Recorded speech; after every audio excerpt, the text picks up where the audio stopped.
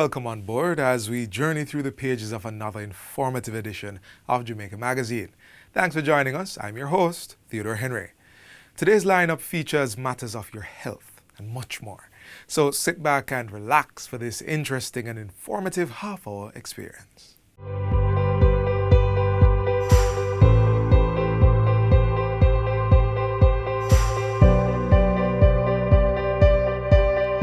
Jamaica's COVID-19 vaccination plan is still in effect. If you wish to make an appointment, please do so online by visiting moh.gov.jm or by calling 888-663-5683. Vaccination still a keep. Go get your jab today. Practicing a healthy lifestyle includes regular physical exercise, proper rest, and eating nutritious foods. And this is key to living well without many of the illnesses that can affect us. Watch this next feature to learn about the essential nutrients required in our diet and their health benefits.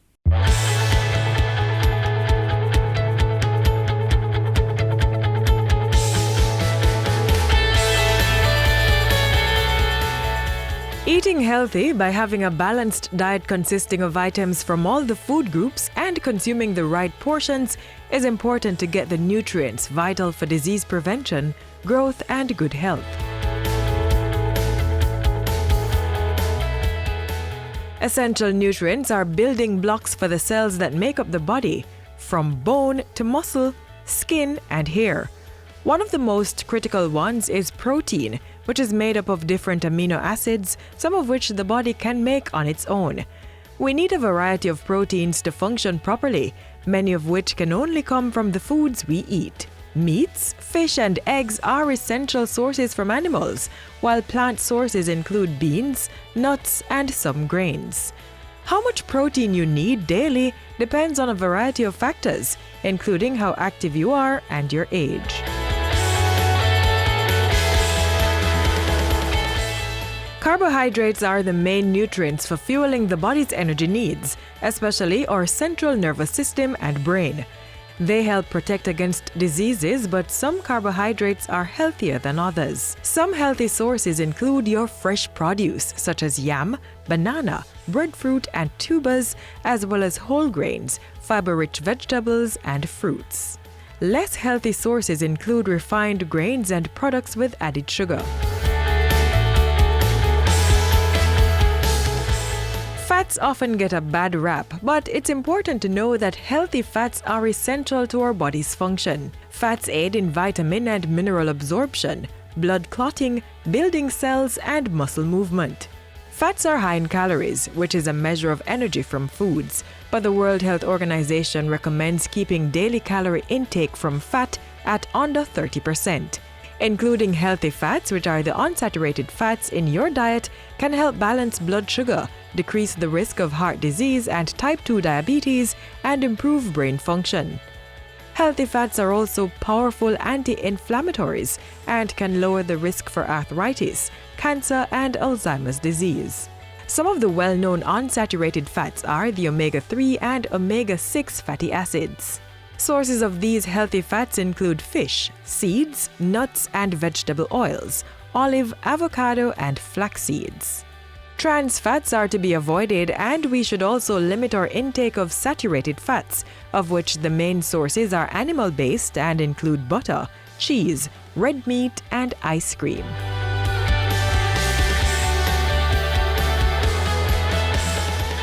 Vitamins are organic compounds essential for normal growth and are required in small quantities. There are 13 essential vitamins that the body needs, and these help lower the risk of diseases such as lung and prostate cancer. Vitamin A supports healthy vision, skin, and bones. Powerful antioxidants like vitamin C boost the immune system and helps the body heal. Eating a varied and well-balanced diet of fruits and vegetables should supply the body with the required vitamins. Minerals are also important nutrients needed for building strong bones and teeth. They help with regulating our body's metabolism and keeping us properly hydrated. The mineral calcium strengthens bones and teeth and helps with nerve signal transmission. It also helps to maintain healthy blood pressure and with muscle contraction and relaxation. Iron supports red blood cells and hormone creation, while the mineral zinc boosts the immune system and wound healing. The body also needs water, which improves brain function and mood, and acts as a shock absorber and lubricant in the body. Water also flushes our toxins, carries nutrients to cells, hydrates the body, and prevents constipation. Even mild dehydration can make us feel tired and impair concentration and physical performance. In addition to drinking water, we can hydrate ourselves by eating fruits and vegetables such as spinach and watermelon. Start treating your body right. As you grab your next meal, make sure you're getting all the nutrients needed in their right proportion.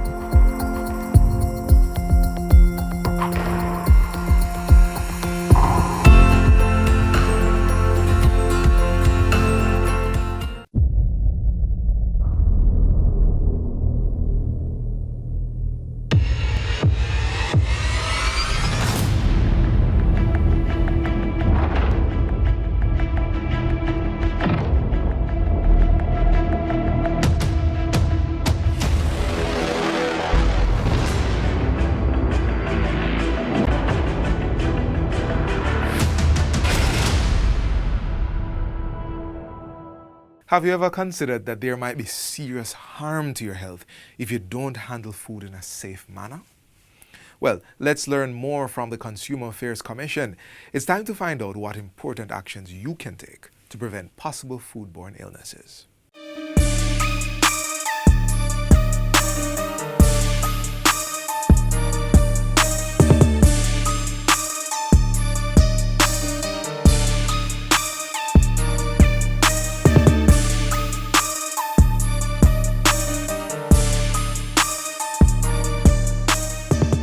Dangerous strains of bacteria such as E. coli and Salmonella can cause serious health problems when the food we eat become contaminated through improper handling and not being properly cooked. In light of the dangers, there are some important precautionary measures we must observe to protect our health. We have to make sure we know where we're purchasing our food. If it's straight from the farms, if it's from the market, it's from the supermarket, it's from the meat shop. Ensure that it is clean. When you are preparing the food, ensure that you have a separate cutting board for meats, separate cutting board for vegetables, and you're constantly washing your hands. If you're going to eat out, ensure that the environment in which you're going to take your family is one where you can trust that the food is being prepared in a clean environment. We love our street food, and we encourage, as Consumer Protection Agency, we encourage that economic activity. But we're saying you're to take precautions as well. Ensure that your street food are from reputable persons that you know you can trust. Check the expiry date on food products before purchasing and check them again before cooking.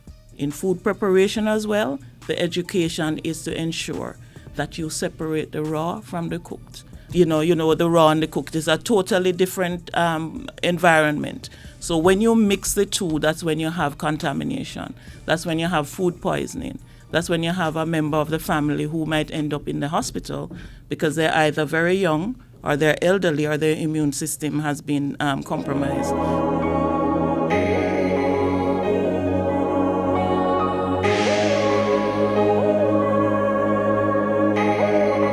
Discard any food that looks or smells questionable. Don't allow your food to stay open and accessible to flies. Containerize and refrigerate or freeze leftover food before 2 hours after cooking. And always store meats and seafood in sealed containers. The second thing about food safety is you have large amounts of food laid out for a couple of hours or more, and the family keeps coming back, dipping, visitors coming, dipping.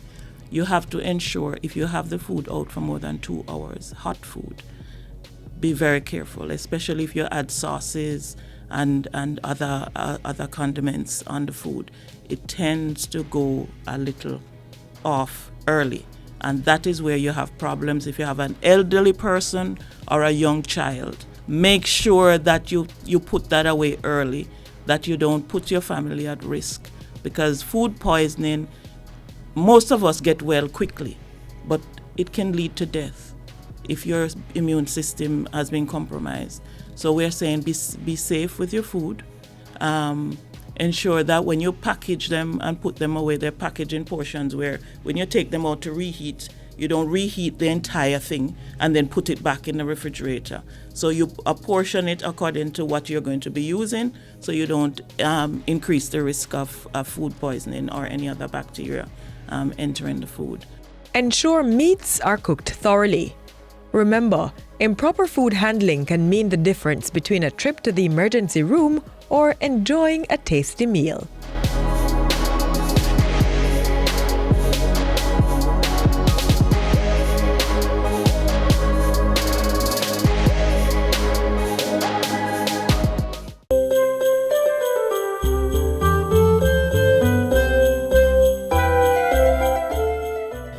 In terms of making shopping safe, shop online, and when shopping in stores, stay 6 feet apart from others and make sure you're wearing your mask.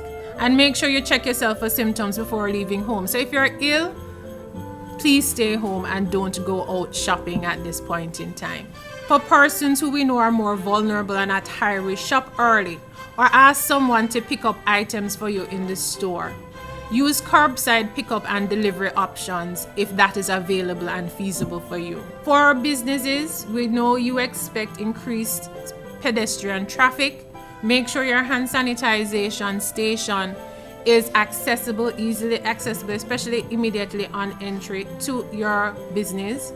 Make sure you're enforcing physical distancing, not only within the business space itself, but outside. Offer online and telephone services as much as possible for as many services as possible within your business. Offer delivery services if that is an option. Have options for short interactions to be expedited, and make sure you have reminders of the infection prevention and control measures within your business so that you can remind your clients of what is expected.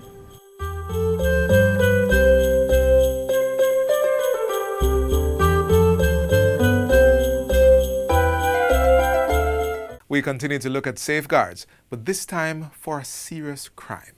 It's called trafficking. Keep watching to learn the nature of this crime, its effects, and the assistance available to victims.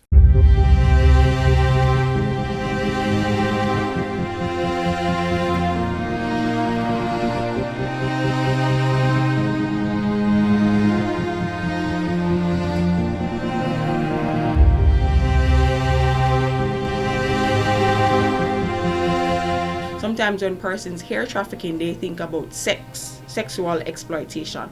But it's much broader than that. It also involves persons being forced into labor, marriages, begging, and domestic servitude, among other acts. Human trafficking can affect anyone, regardless of gender or socioeconomic background. Any boy or girl, woman or man can be a victim of human trafficking. Manager of the Trafficking in Persons Secretariat, Shanae Russell Robinson, says in Jamaica, the two common forms of trafficking are forced labor and sex trafficking, with children being the primary victims. Our victim mainly, sadly so, has been mostly children, meaning persons under the age of 18 years old, has been our main victims of trafficking in persons in Jamaica, as well as most of our victims are local persons, and perhaps a little over 60% are locals, and the rest is international or non-national victims. The Jamaica Constabulary Force, JCF, says it has taken note of a worrying trend where a family member, parent, or guardian is the trafficker or the one who sells a child to a third-party trafficker. The crime, known as familial trafficking, involves primarily maternal figures, and based on evidence, most local cases of this type of human trafficking involve sexual exploitation. Last year, there were 8 victims identified within Jamaica. And worthy of note is that these 8 victims were all children. This is a troubling trend. Since the start of 2021, we have identified 5 victims, all children, all girls. This is a troubling trend. Another trend that we are seeing, it's developing, is that women who are supposed to be the parents of or the guardians of these children are the ones who are seemingly seeking to exploit them. Detective Inspector Gordon says a mother was arrested and charged last year for exploitation of her daughter. Another mother was arrested and charged in June 2021 for a similar offense, with other investigations currently underway against parents or guardians of children who have told the authorities that they were exploited. The Ministry of National Security, through the National Task Force Against Trafficking in Persons, has been raising awareness of these activities as part of efforts to curtail human trafficking in the country and sensitize the public about what the crime looks like. The nature of human trafficking is that it continues to evolve, and it is not something that is easily, the concept of it is not easily grasped. But the basic knowledge of human trafficking, persons tend to believe that certain activities are acceptable, and because of this, they do not report. Persons tend to believe that human trafficking must involve transportation. The Ministry of National Security has been seeing success in its fight against human trafficking. Ms. Russell Robinson says over 100 victims have been rescued since 2010. In addition, 8 traffickers were convicted within the courts. Judges have also been trained in the laws and procedures of the Trafficking in Persons Prevention, Suppression and Punishment Act. The act was also amended in 2013, 2018, and just recently, 2021. So these are measures that we have been put in place to ensure that Jamaica is aligned with international best practices and to ensure that we are keeping abreast of the changing times, because traffickers are also constantly evolving their methods. Ms. Russell Robinson says while the mandate of the task force is to catch perpetrators, the focus is also to protect victims of trafficking, as well as carry out measures to reduce such incidents locally. A critical aspect of the NATFATIP's mandate is the reintegration of victims into society. The support is a priority based on the psychological impact of the ordeal on victims. After you've come out of a life of trafficking in persons, you are devastated, you are traumatized, and you will need the assistance of persons as well as your family members and government and other stakeholders to assist you in getting back to a normal life. Systems in place to offer assistance include a government-operated shelter for victims of trafficking, a reintegration program, assistance with educational expenses and job opportunities, as well as training and other extracurricular skills. There is also assistance with immigration documents such as passport and other forms of ID if the victim is a non-national. This is in addition to psychosocial counseling by the Victim Services Division of the Ministry of Justice and the Child Protection and Family Services Agency. This is long-term counseling, so it's not just counseling for a short term, because some victims, they suffer from post-traumatic stress disorder and a whole host of other medical conditions. So we offer those services to help them to cope within society. And most importantly, depending on the circumstances that would have led them into a life of trafficking, we want to ensure that we prevent them from getting back into those circumstances. In July 2021, the ministry commemorated World Day Against Trafficking in Persons with a focus on hearing from victims. Ms. Russell Robinson says survivors are key stakeholders in the fight against human trafficking. Their experiences, she says, play a critical role in establishing effective measures to prevent the crime, as well as to identify and rescue victims and provide the support needed for their rehabilitation. It is best to get first-hand information from victims on how we can assist them and if our guidelines and policies in place are up to standard and efficient to assist victims. With all hands on deck, we can fight human trafficking.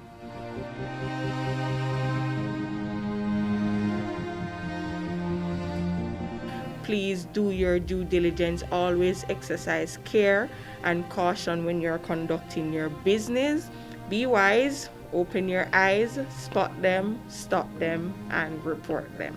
If you suspect or know that someone is being trafficked, or if you are a victim of human trafficking, call the nearest police station or the police emergency numbers 311, 811, or 119 and make a report.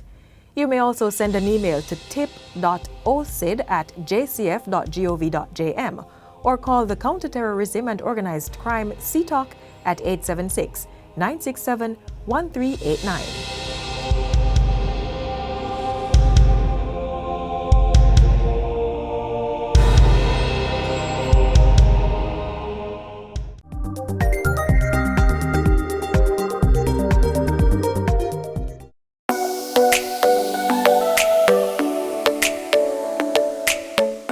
To properly carry out a hand rub, apply a palmful of the product in your cupped hand, covering all surfaces. Rub your hands palm to palm. Rub your right palm over the back of your left hand with interlaced fingers and vice versa. Rub your hands palm to palm with fingers interlaced. Rub the back of your fingers to opposing palms with fingers interlocked. Rotationally rub backwards and forwards the clasped fingers of your right hand in your left palm and vice versa. Once your hands are dry, they are now safe.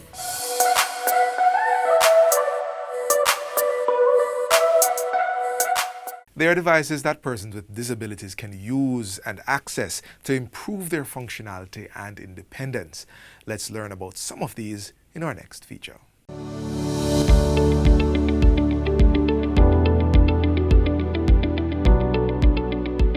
I'm Dion Jennings, Chief Technical Director assigned to the Jamaica Council for Persons with Disabilities. When we protect, promote, and secure the rights and well-being of persons with disabilities, we move closer to realizing Jamaica's Vision 2030 goals that of fostering inclusion, independence, access, and full participation of persons with disabilities in all spheres of national development. The Jamaica Council for Persons with Disabilities, under the Ministry of Labour and Social Security, is charged with the responsibility for implementing policies and programs for persons with disabilities. The JCPD, through the Ministry of Labour and Social Security, will continue to provide support to persons with disabilities to access assistive aids and adaptive devices to enable their independence in their everyday life. What is a hearing aid? A hearing aid is a small electronic device that someone who has a hearing loss uses. Are there different types of hearing aids? There are different types of hearing aids, and usually they are associated with the type of hearing loss that you have. The behind the ear can be used by anyone who has any levels of hearing loss, from a mild to a profound level. Then you have a receiver in the canal hearing aid, basically for persons with a mild to moderately severe hearing loss. They may have a bud, and if you have a greater loss, then a custom-made mold is attached to the RIC hearing aid, which is a receiver in the canal. Then you have an in-the-ear hearing aid, again, that is used by persons who have a mild to a profound hearing loss. Then you have in-the-canal hearing aid. That is used by persons, again, who have a mild to a moderately severe hearing level. The last hearing aid that we have is called the completely in the canal, and that is used for persons with a mild to moderately severe hearing loss. Tips to care for hearing aids. There are different types of hearing aid, and all of them are taken care of the same way, in the sense that they all use a battery, and you're not to use any liquid on the hearing aids. So there is a brush that normally comes with the product that you will clean off any wax or any moisture. Use it on a piece of tissue or a soft rag, and you take out the wax out of the openings of the hearing aid. So this is an in-the-ear hearing aid, and so this is taken care of by putting in the battery here, and then you remove it, leave the battery door open, put down in the case, and then if you have a behind-the-ear hearing aid, it's basically the same way. You have the battery door, and you remove the battery. You have the brush. You clean around the tips of the hearing aid, and you clean by the opening of the hearing aid, and you do not use any cleaning agent on the hearing aids. Also, at the tip of the hearing aid, you may have what is called a hair clear, and that is replaced whenever it is blocked with wax.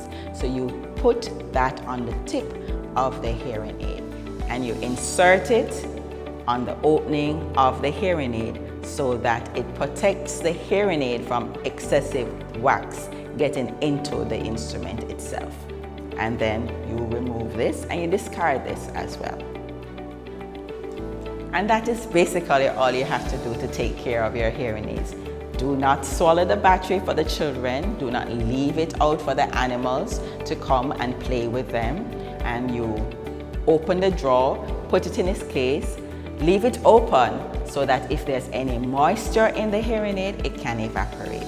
So parents, guard the hearing aid, protect them from any excessive moisture. So no cleaning of alcohol, no cleaning agent, no bleach or anything like that. Just when you remove it from your ears, like this, you take it out, you open the battery drawer, remove the battery, and you put it down in the case. And basically that's all you have to do to take care of the hearing aid that you have. Where can I get information or help? More information and help is available at the Jamaica Association for the Deaf, located 9 Morisco Road with entrance on Caledonia Lane in the Kingston 5 area. What is a wheelchair? A wheelchair is a chair with wheels used when walking is difficult or impossible due to illness, old age, or disability. Are there different types of wheelchairs? Yes, there are different types of wheelchair. Actually, you have 3 types: standing wheelchair, electrical wheelchair, and manual wheelchair. Tips to care for wheelchairs. Some tips for caring for the wheelchair are: 1. To remove all dust from the wheelchair frame by using a damp cloth. 2. Check the tires to ensure that they are still hard. Use a bicycle pump to add air if necessary. A production of the Jamaica Council for Persons with Disabilities, a department of the Ministry of Labour and Social Security.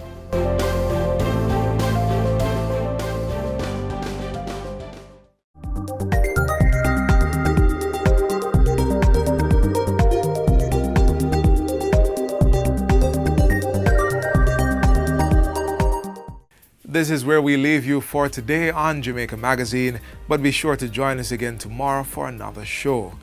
Until then, continue to watch these and other programs by logging on to our website, jis.gov.jm, or subscribing to our YouTube channel. You may also find us on all the major social media platforms and through our mobile app that's both Android and iOS compatible. So on behalf of the entire production team, I'm Theodore Henry, reminding you that COVID's still a keep. Plus, it's the flu season, so practice your infection prevention and control measures, get vaccinated, and stay safe.